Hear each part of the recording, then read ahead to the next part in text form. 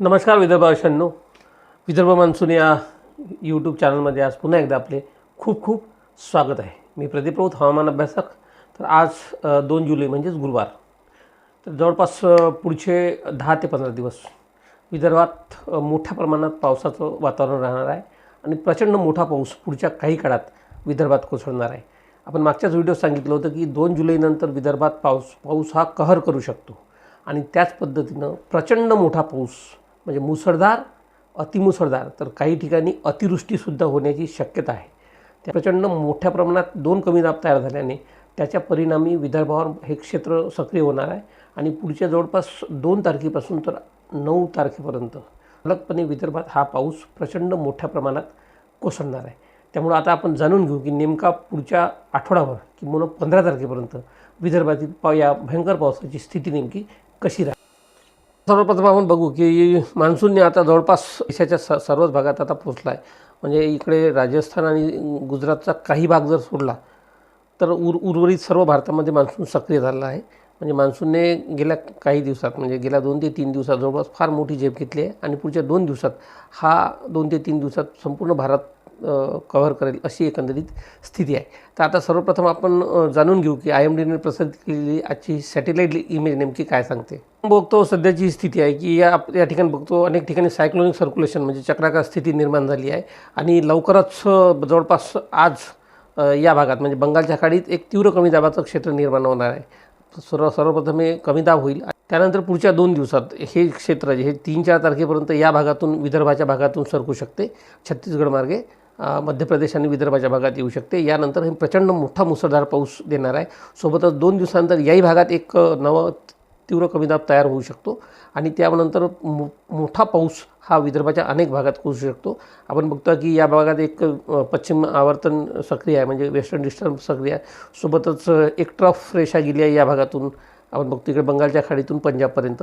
सोबतच याही भागात अरबी समुद्रातून इकडे आसाम छत्तीसगडपर्यंत या भागात एक ट्रफ रेषा करणार. सोबत एक ऑफशोअर ट्रफ ज्याला आपण म्हणतो ही अरबी समुद्राच्या या भागात कार्यरत आहे आणि याचाच परिणाम असा होणार आहे की महाराष्ट्राच्या संपूर्ण भागामध्ये म्हणजे एक प्रकारे आपण पुढचे 8 दिवस संपूर्ण महाराष्ट्रात प्रचंड भयंकर असा जोरदार पाऊस होणार आहे. त्यामध्ये मुसळधार, अतिमुसळधार आणि काही ठिकाणी अतिवृष्टी होण्याची शक्यता आहे. तर सर्वप्रथम विदर्भात नेमकं काय होणार आहे हे बघण्याचा प्रयत्न करू.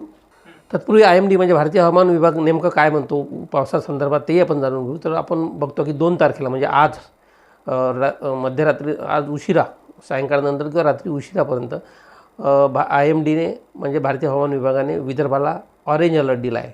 म्हणजे मोठ्या प्रमाणात पाऊस आज विदर्भात मुसळधार स्वरूपाचा पाऊस होऊ शकतो असं भारतीय हवामान विभागाचं सुद्धा म्हणणं आहे. त्यामध्ये आपण बघतो की जवळपास हा जो मध्य प्रदेश लगतचा जो भाग आहे त्यामध्ये अमरावती जिल्हा असेल, भंडारा असेल, गोंदिया असेल, नागपूर आहे, चंद्रपूर, गडचिरोली या भागामध्ये आज जोरदार ते अतिजोरदार पाऊस अनेक ठिकाणी होऊ शकतो अशी शक्यता आहे. तर इतरही जिल्ह्यांमध्ये कमी अधिक प्रमाणात हा पाऊस होऊ शकतो अशी शक्यता भारतीय हवामान विभागाने दर्शवली आहे आज 2 तारखेला. 3 तारखेला मात्र पावसाची तीव्रता प्रचंड वाढणार आहे. विदर्भात आपण बघतो की 3 तारखेला सुद्धा ऑरेंज अलर्ट दिलेला आहे भारतीय हवामान विभागाने. याचा अर्थ प्रचंड मोठ्या प्रमाणात पाऊस 3 तारखेला सुद्धा विदर्भाच्या अनेक भागात कोसळणार आहे.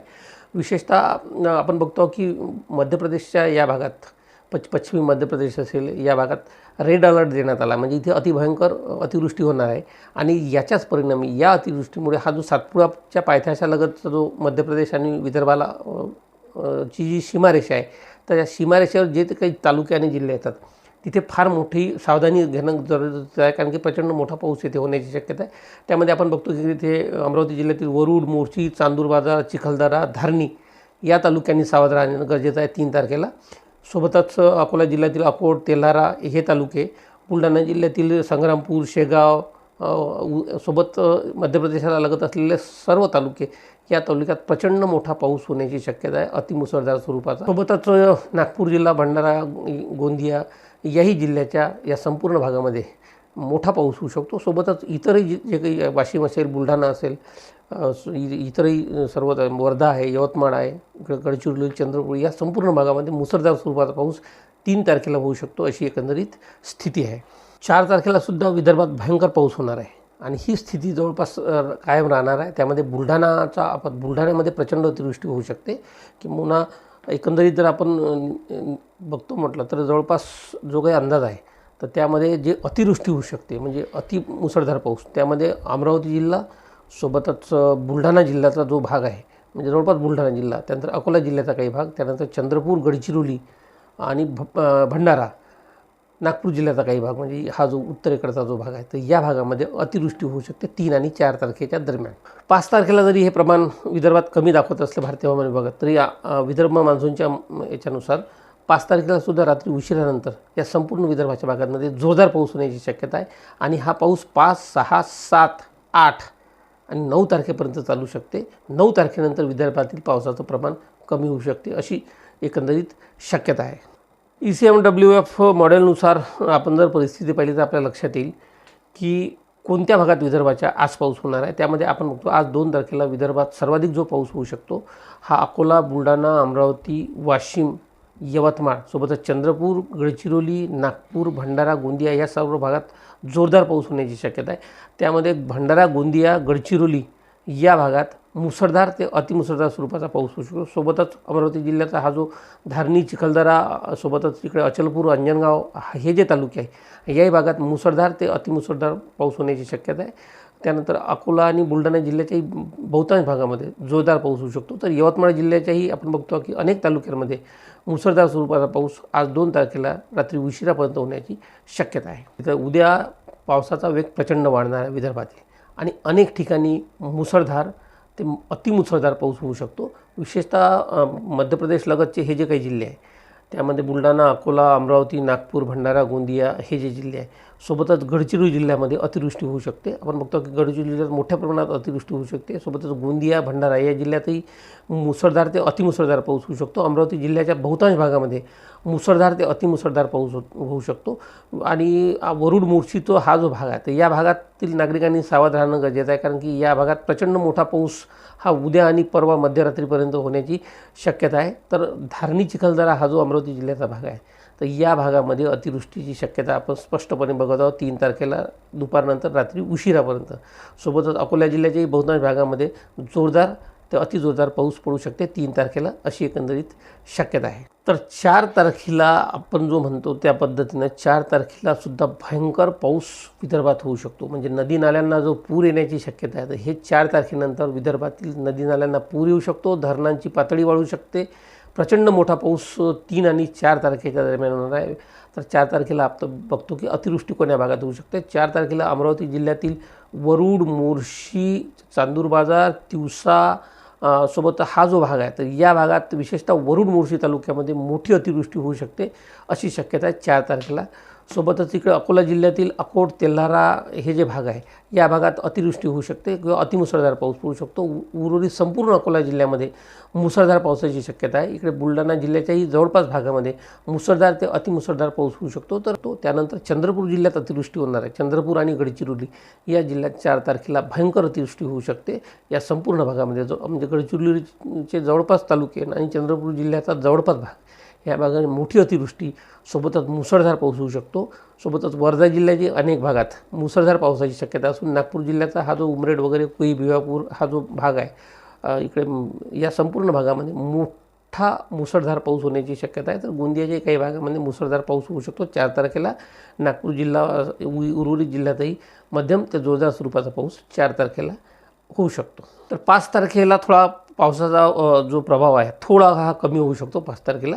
5 तारखेला चंद्रपूर आणि भंडारा जिल्हा जो आहे तर या भागात मोठी अतिवृष्टी होण्याची शक्यता आहे. तर त्या चंद्रपूरमधले काही तालुके राहू शकते, ब्रह्मपुरी वगैरे उर्वरित जो बाकी भाग आहे भद्रावती असेल, ब्रह्मपुरी असेल या भागात मोठी अतिवृष्टी किंवा मोठा मुसळधार पाऊस होऊ शकतो. उर्वरित भागात म्हणजे गोंदिया असेल, भंडारा असेल, चंद्रपूर असेल, गडचिरोली याही भागात मध्यम ते जोरदार स्वरूपाचा मुसळधार पाऊस होऊ शकतो. परंतु त्या तुलनेनं अमरावती, अकोला, वर्धा, नागपूर, बुलढाणा या भागात पावसाची तीव्रता थोडी कमी असू शकते. बुलढाण्यात पाऊस राहील पण या भागात मात्र पाऊस थोडा उघडीप देऊ शकतो किंवा पावसाचं प्रमाण कमी राहू शकते 5 तारखेला.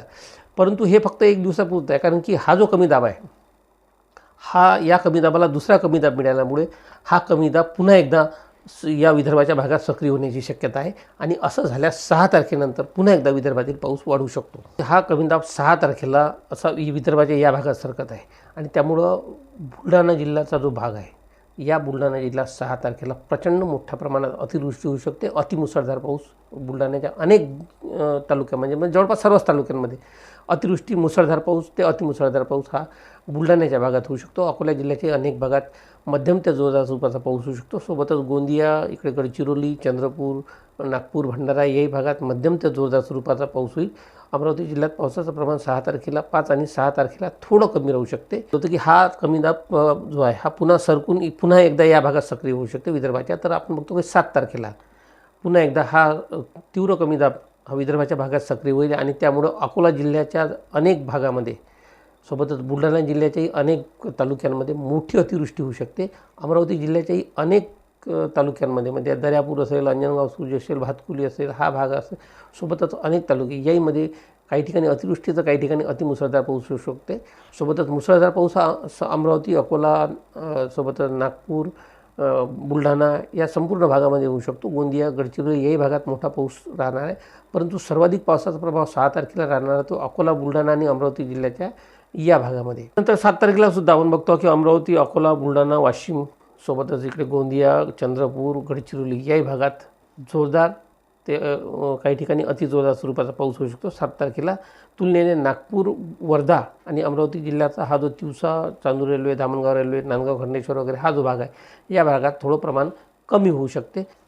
8 तारखेला पुन्हा एकदा हा जो काही तीव्र कमी दाब या भागात जो होता तो आता या भागात सरकेल आणि आपण बघतो की 8 तारखेला पुन्हा एकदा थोडाफार कमी झालेला हा जो मोठा पाऊस आहे हा पुन्हा एकदा सक्रिय होईल आणि प्रचंड मुसळधार ते अतिमुसळधार पाऊस हा पुन्हा एकदा नागपूर, भंडारा, गोंदिया, इकडे गडचिरोली, चंद्रपूर आणि अमरावती या जिल्ह्यामध्ये सक्रिय होऊ शकतो आणि मोठा पाऊस या संपूर्ण भागात पडू शकतो. परंतु सोबतच 8 तारखेपासूनच या भागातून हा पाऊस कमी होत जाणार आहे. म्हणजे बुलढाणा, अकोला, वाशिम, यवतमाळ या भागातला पाऊस 8 तारखेनंतर कमी होईल आणि 9 तारखेपासून याही भागातला पाऊस हा कमी होत जाणार आहे आणि 9 तारखेच्या मध्यरात्रीनंतर जवळपास विदर्भातील पाऊस हा विश्रांती घेण्याची शक्यता आहे. तर 9 तारखेनंतर जवळपास 2-3 दिवसाची उसंत घेऊन पुन्हा एकदा विदर्भात पाऊस सक्रिय होणार आहे. म्हणजे जे काही अपेक्षा होती की 9 तारखेनंतर विदर्भातल्या पावसात खंड पडू शकतो असं होणार नाही. कारण की 12 तारखेनंतर 12-13 तारखेनंतर पुन्हा एकदा विदर्भात मोठा पाऊस सक्रिय होऊ शकतो अशी एकंदरीत स्थिती आहे आणि हा 15-16 तारखेपर्यंत हा पाऊस चालेल अशी एकंदरीत शक्यता सध्या तरी दिसत आहे. यात काही फेरबदल झाल्यास आम्ही निश्चितपणे आपल्याला सांगूच. अशा पद्धतीने पुढचा आठवडाभर विदर्भाच्या सर्व तालुक्यांमध्ये आणि जिल्ह्यामध्ये प्रचंड मोठा पाऊस कोसळणार आहे आणि त्यासाठी शेतकऱ्यांनी, सर्वसामान्य नागरिकांनी सावध राहणं गरजेचं आहे.